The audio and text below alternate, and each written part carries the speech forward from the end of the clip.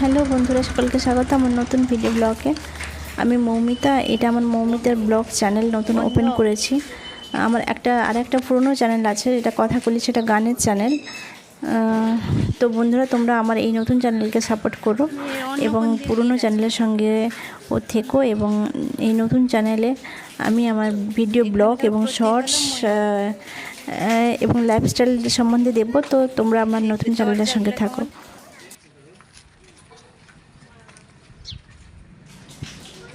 কর্মসূত্রে আমরা গুজরাটে থাকি। আমার হাজব্যান্ড আদানি গ্রুপের একজন এমপ্লয়ি, তো সেই সুবাদেই আমরা গুজরাটে থাকি এবং আমার ছেলে মেয়ে এখানে পড়াশোনা করে। আর সেই হিসাবে আমরা এখানে ওখানে ঘুরে বেড়াই। তো গুজরাটের এই ঘুরে বেড়ানোগুলো আমি ভিডিও আকারে আমি আমার এই চ্যানেলে ভিডিও ব্লগ হিসাবে দেবো। তোমরা দেখো এবং দেখলে ভালো লাগলে আমার চ্যানেলকে সাবস্ক্রাইব করো। এটা একটা গেছিলাম, খুব পুরনো একটা মন্দিরে দেখেছিলাম, যেটা প্রায় 1000 সাল পুরনো। আমরা একটা মন্দিরে গেছিলাম, যে মন্দিরটা প্রায় 1000 সাল পুরনো, শিব ভগবানের মন্দির এবং এখানকার স্থানীয় আশাপুরা মায়ের মন্দির। আর যখন গেছিলাম একটা কার বুক করেই গেছিলাম। তো ড্রাইভার বললো এই গ্রামটা নাকি খুব প্রাচীন একটা বনেদ্বীপ গ্রাম, এটা ঠাকুর পরিবারের গ্রাম, ঠাকুরদের গ্রাম ছিল। যা আমাদের যেমন জমিদার প্রথা আছে, এখানে ঠাকুররা এভাবেই এখানে রাজ করতো। তো ওদেরই গ্রাম এবং গ্রামটা খুব সুন্দরভাবে সজ্জিত।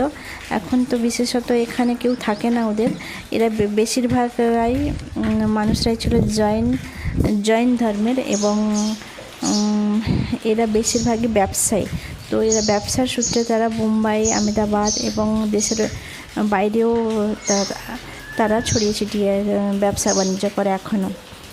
তাই গ্রামের মধ্যে কম থাকে। গ্রামটা খুব ভালো লাগলো ঘুরে, তাদের পুরনো সব বাড়ি। আর এই হচ্ছে আশাপুরা মায়ের মন্দির। আশাপুরা মায়ের মন্দির, আমার মনে হয় যতটুকু জানি যে আশাপুরা মা, যিনি দেবী দুর্গারই এক স্বরূপ। আর মন্দিরটা খুব সুন্দর। ছাদের দেওয়ালে মা দুর্গার সব অবতারের ছবি আঁকা আছে এবং মন্দিরটা খুবই সুন্দর। আমরা যখন গেছি তখন মন্দিরের পুজো হয়ে গেছে, তো মন্দির বন্ধ করার সময় আমরা গেছি। আর হাতে ত্রিশূল নিয়ে 3 জন দেবী দাঁড়িয়ে আছেন, দেখলাম এবং প্রণাম করলাম শ্রদ্ধা ভরে। খুব সুন্দরভাবে সাজানো মন্দিরটি, খুব ভালো লাগলো। অনেকক্ষণ সময় কাটলাম ওইখানে এবং পুরোহিত আমাদের প্রসাদ দিলেন। তো মন্দিরটা খুব সুন্দর। ওইখান থেকে এসে আমরা শিব ভগবান, শঙ্কর ভগবানের মন্দিরে গেলাম। এই মন্দিরটাও অনেক পুরনো খুব, এবং মন্দিরটা গ্রাম থেকে একদম অনেকটা দূরত্বে, চারিদিকে কোনো গ্রাম কিছুই নেই। জানি না কেন এরকম এইভাবে তৈরি হয়েছে। মন্দিরটা একদম নিরিবিলি একটা জায়গায়, যেখানে ঘনবসতি কিছুই নেই। এবং মন্দির চত্বরটা বিশাল বড় একটা এবং উঁচু স্থানে মন্দিরটি তৈরি হয়েছে এবং খুব প্রাচীন একটি এখানে কুয়ো ছিল।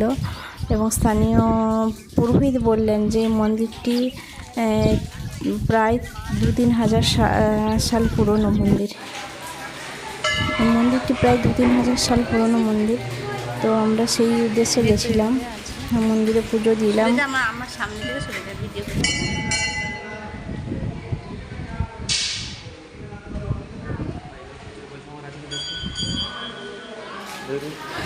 এবং অন্যান্য ভক্তবৃন্দ এসে এখানে পুজো করছেন এবং এখানে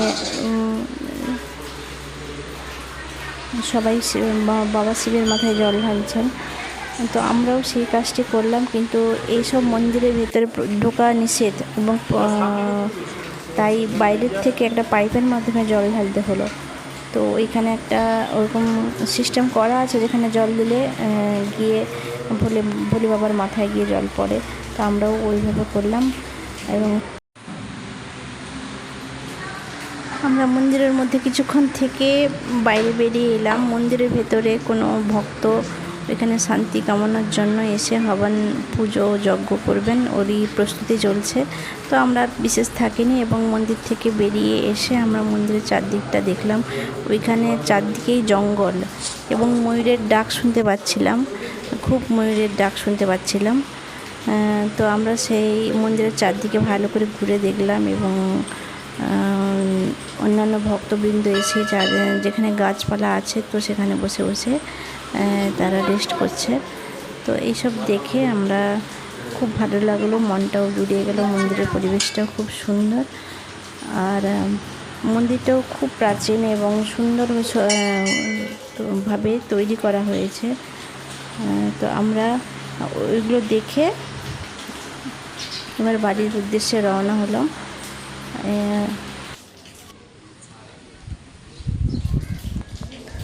মন্দিরের চারদিকের প্রাকৃতিক পরিবেশটা এত সুন্দর, আর সেরকম খুব একটা ভিড় চোখে পড়েনি, যেহেতু মন্দিরটা গ্রাম থেকে অনেক বাইরে আছে তো চারদিকে অনেকটাই ফাঁকা দেখলাম।